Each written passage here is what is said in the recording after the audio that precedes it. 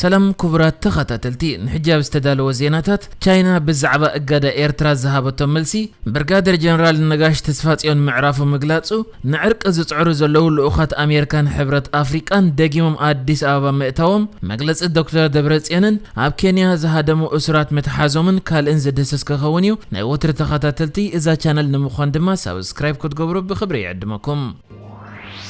أبز حلفك قرب معلتات حبرات منقستات أمريكا قبل على كل السلطان إيرتران أربعة ناي منقست تكالاتن إجدا زوردت كوينا نزق إجدا خا حج تشاينا كمتك أو مزة سمع مجلس أوت يلا لازم مجلس خاب وهبك قال منستر وصاي قداي تشاينا وصي أبزل مجلس استقلت أخوينو جازت أنياتات بزعباتي أمريكا قبل على تكالاتن سلطان إيرترا زوردت إجدا تشاينا زلوا رئيتو أبز حتى تلقزي إتي ناي منستر وصاي قداي تشاينا وهبك قال زخنة زاو ليجان تشاينا أوشت أو قدايات كالوت هاجرات اجدا خجبريل كاب مفرح وي اجدا بمقبر متتتاو مقبر تقليلا خمتقاوم كاب حلف تمكرها اجدا سلامن رقاتن كمص كم زيكل اكوادا اب قطبان معلتاو هيوتن اعنا وصلوا الله ودحر مبال تشاينا اب قرن افريقيا قدسات وغنات نغدايات بطنقاقه بمحاز اب معقاب سلامن رقاتن تزوبا هناص ترخ صاوتو تسفا كم زلوا بمحباريا تشاينا اب قدايات كالوت هاجرات باجدا غيركا متتاو كمتقاوم غليص ازلا كلي مس ايرترا زتحزينا برغادر جنرال نقاش تسفاتيون عارف خمزلو منستر زينا ايرترا يمان قبر مسقل بمنقد ناي تويتر علاو حسابه حبيرو بمسرتتي يمان قبر مسقل زرقي حوزو حبريتا جنرال نقاش تسفاتيون بصنحو نوح زقبر حمام كم زعرفه لومي زتفال عليه سبب سلطانا بسترخبو له اقاطام خا سنه سرعات قبرو كم استفصم حبيرو لا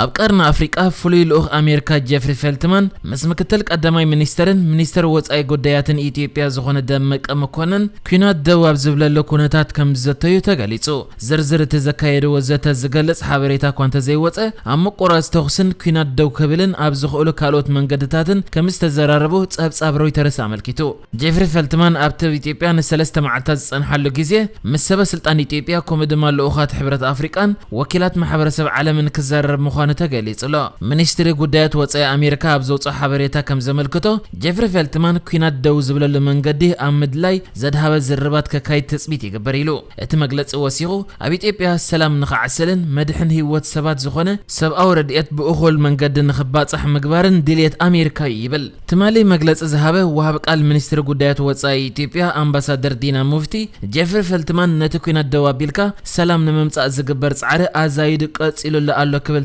زاريبلا بجكازي اتمس قدماي منستر ابي احمدن بريزيدنت كلاو منغست تግራይ دكتور دبرصين ገብረ ሚካኤልን ዝተረኸበ ለኡኽ ሕብረት አፍሪቃ ፕሬዝዳንት ናይጄሪያ ነበር ኦልሳገን አበሳንጆ ዘምጾ ኩናት ደው ዝብለሉ ሐሳብ ኢትዮጵያ ተጽበ ምህላዋ አምባሳደር ዲና ገሊጽላ እዚ ከምዚልን ኮለ ድማ እዚ ናይ ሕብረት አፍሪቃ ፍሉይ ለኡኽ ኣብ ቀርና አፍሪቃ ፕሬዝዳንት ናይጄሪያ ነበር ኦልሳገን አበሳንጆ ምስ ላዕለወ ሰበስልጣን ኢትዮጵያ ንምዝራብ ናብታ ሃገር ደጊሙ ኣትዩ ከም ዘሎ ተሓቢሩ ቀድሚ ክልተ ሰሙን ምስ ሰበስልጣን መንግስት ፌደራልን መራሕቲ ትግራይ مستزرربه بوغان كلتيوم تصابات حيلتات نزل دليت نمغنزاب زخل مرداتا كم زرخبه غليص نيريو نتوكينات بوليتيكاو فتحك وهاب كم زلو وانتزاريبيو منستري كومونيكيشن تمالب محبراو مراخبي ابزرغو حبريتا وبسانجو ناب اديس ابا كم استملس بمحبر مسقدماي منستر ابي احمد تراخيبو فتح نممصا زغبر صعري زبصحلو درجه كقرب مخونه افليتو ابي اثيوبيا زركبو امباسادرات حبرت افريقيا دما مبره كب تثبيت يغبر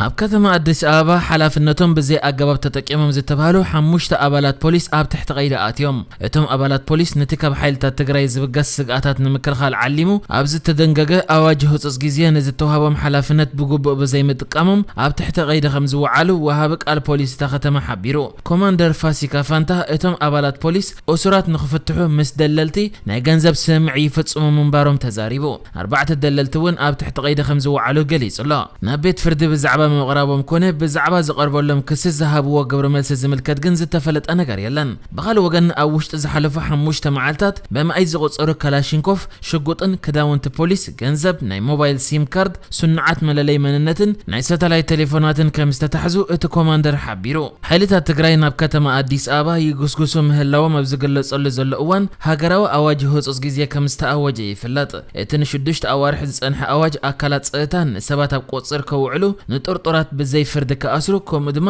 ብዘይ ገለ መጠንቀቕታ ሃንደበታዊ ናይ ገዛ ተፍትሽ ከካይዱን ሙሉእ ስልጣን ሂብዎም ኣሎ። ትካላት ሰብኣዊ መሰላትን ሕቡራት ሃገራትን ኣብቲ ዝፍጸም ዘሎ ጃምላዊ ማእሰርቲ ሻቆሎቶም ኣብ ምግላጽ ይርከቡ። ካልእ ምስ ኣብ ኢትዮጵያ ዝርከብ ኩነታት ብዝተሓሓዝ ድማ ፕሬዚደንት ክልላዊ መንግስቲ ትግራይ ዶክተር ደብረጽዮን ገብረ ሚካኤል ዕላማ ህዝባዊ መኸተና ድሕነትን ቀጻሊ ጉዕዞ ህዝቢ ትግራይን ውሑስ ምግባር ክብል መግለጺ ኣውፅዩ። ንሱ ኣብ መግለጺኡ ቀጺሉ ህዝባዊ መኸተና ኣብ ፍትሓውነትን ሕጋውን መስመር ሸኺሉ ንምእማኖም ዝኸብዱ ብድሆታት ሓሊፉ ብኣንጸባረቕቲ ዓወታት ተጸንቢሉ ናብ ሓድሽ መድረኽ ይሰጋገር ኣሎ። ብሽሾ ሰራዊት ብኹምራ ሓፃዊንን ብደብዳብ መሬትን ኣየርን ክምህ ክብል ዘይከኣለ ጽንዓትን ጅግንነትን ህዝቢ ትግራይ ሙሉእ ብምሉእ ኣብ ከበባ ኣየቲኻ ብድኽነትን ዓጽቦን ብምቕርቃር ተስፋ ክቆርጽን ናይ ቃልሲ ወንኡ ንምቕታልን ብትልሚ ክስርሓሉ ጸኒሑን ኣሎን። ይኹን እምበር ኒሕን ጽንዓትን ህዝቢ ትግራይ ስግሪ ዞም ብድሆታት ሓይሉ ንኹሎም ማሕለኻታት ስኑ ነኺሱ ተጸሚሙ እናሰገረ ንኹሎም ከበባታት ኣብ ምብጣስ ይርከብ ድሕሪ ምባል ናይ መጀመርታን ናይ መወዳእታን ዕላማ ህዝባዊ መኸተና